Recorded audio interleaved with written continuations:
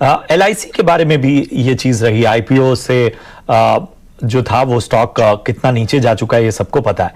उसके बावजूद चूंकि एक LIC पर भरोसा है और बहुत सारे मोमेंटम की लोग इंतजार कर रहे हैं, अब हम देख रहे हैं कि एक मोमेंटम आया है, लेकिन जो लोग निवेशित हैं फिर अब उनके लिए क्या है, क्या मौके हैं आगे, कुछ आपको टारगेट्स दिख रहे हैं अच्छे?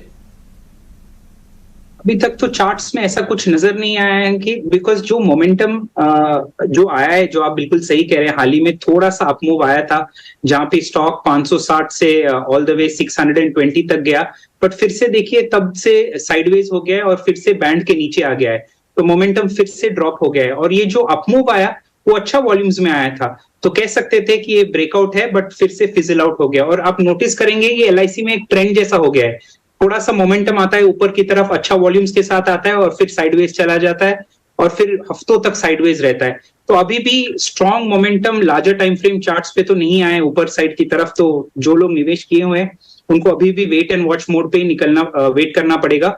690 जो ऑलमोस्ट 13-14% दूर है, उसके बाद ही थोड़ा मोमेंटम हम एक्सपेक्ट कर सकते हैं, बट तब तक तो चार्ट्स पे ऐसा कुछ नहीं लग रहा है कि मोमेंटम हाल ही में शुरू हो सकता है। एक और सवाल है कि क्या वाकई वेट करने की जरूरत है? और LIC को अगर हम देखें तो जो लोग IPO के लेवल पर निवेशित थे, क्या उन्हें अभी भी बेहतर जो हैं वो टारगेट्स मिल सकते हैं जहां से वो कम से कम अपना घाटा देख सकते हैं? तो देखिए, इसमें मैं विवेक से था इसी पे।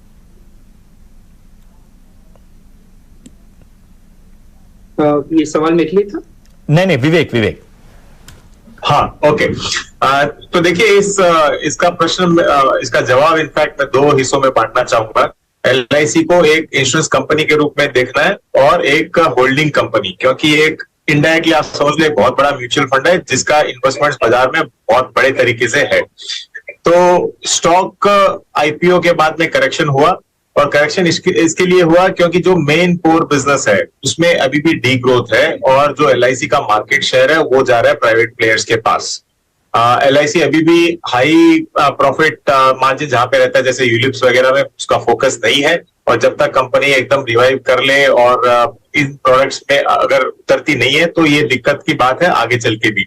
तो कोर बिजनेस को आप अगर देखोगे तो रिकवरी बहुत बड़ी आएगी, मुझे नहीं लगता है आएगी।